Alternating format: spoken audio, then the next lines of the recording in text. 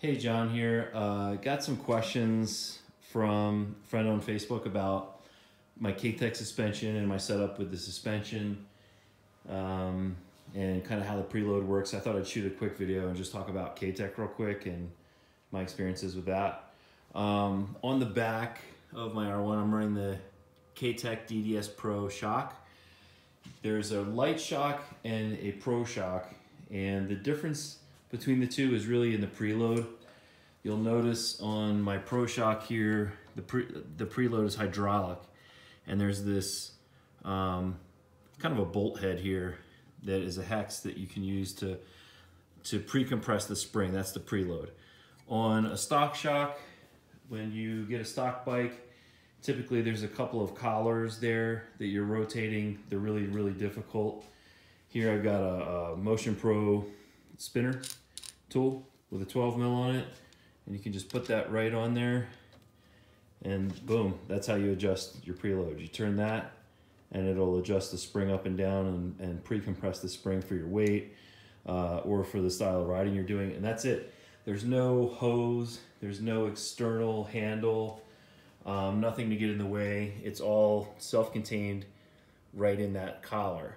The light shock is the same exact shock, but it doesn't have that collar.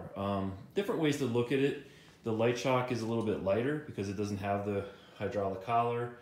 I guess there's less things to go wrong, right? You're not going to ever leak any fluid. I've never had any problems with my Pro Shock here, but it's a little bit more expensive to get the collar. I forget what the exact amount is. It's $100 or $200 more, I think, but it's a really nice convenience to just in the pits be able to adjust your preload, you know, with a quick turn, and it's just super convenient for setup changes, and that's why I went with that. It's not in the way at all. It's, you know, it's right up in there. As you can see, the bike's all apart. I got a lot of updates I'm doing for the next season. Up front, I've got the K-Tech cartridges in, and here you can see them on the top. The cartridges, when you put them into the front forks, actually make your front forks longer, and it affects how high you have the forks stick up out of the triple clamp. With the stock forks, they're going to be, I mean, the hot setup is to run your stock forks flush. With these cartridges, it definitely is going to be a little bit different to set it up, and I'll probably get them closer to flush, but I'm waiting on Evol Technologies to finish manufacturing the triple clamps that I'm putting on, and that also involves new bearing races that allow the rig to be changed. And I think the manufacturer of those bearing races is kind of the hold up on that. So once those come in, I'll be taking these stock clamps off and going back to and getting the Evol set up on there with the offsets and everything. Other things I've had going on, I got the Boost carbon fiber wheels on. Just put a new chain on the other night, so fresh DID ERV3 chain, super light sprocket, and I'm waiting on some titanium bolts for these. They're kind of hard to get.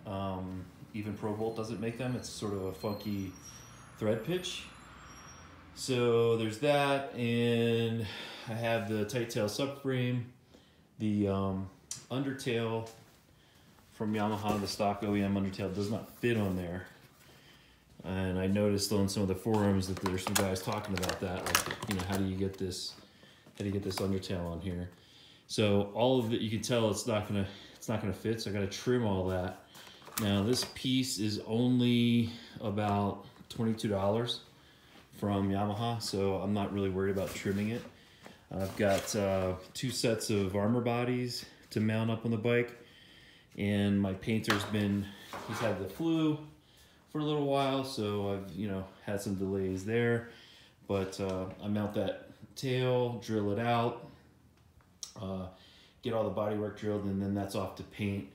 I've got the ABS delete plug, which is right here. It's zip tied in onto the bracket of the subframe. Show you that real quick, so you can kind of see where that's in there. It's right there. You can see how it's zip tied through the bracket for the ABS junction block, which I'm not using anymore. And then I've got the speed cell battery right in here. Now this is resting in the ABS tray, which I dremeled out because it had a bracket to bolt the ABS pump into the tray. So I dremeled that out, made it flat. That's gonna be my battery tray. And then on top of the IMU, I've got the CCU controller zip tied in through the holes that go right around the IMU. So that works out real well. Plenty of room now in the back end. And then the antenna will mount on top of the new tail. There's a spot for it on the tail sitting over there. So lots of stuff going on. I did have the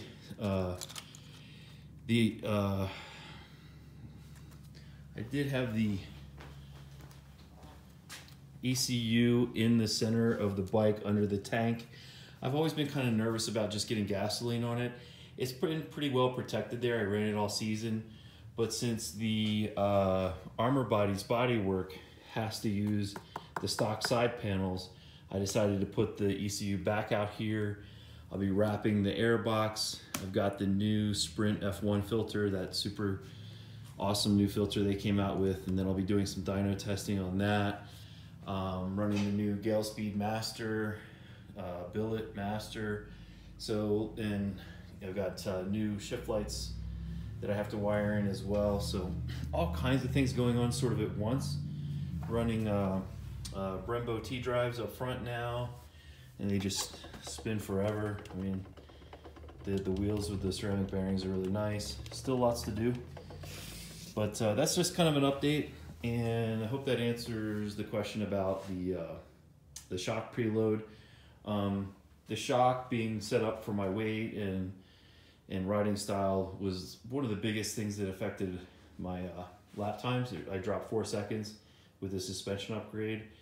But just keep in mind with your front end that you're going to have to play a little bit with ride height just because the forks are longer. And it's actually quite an advantage jacking up the front, because if you're good at trail braking into the corners, keep in mind that as you're trail braking, the front end's diving down a bit, and that changes your geometry. So having that extra height is going to be good for you if you're good at trail braking. So hope that helps. See you.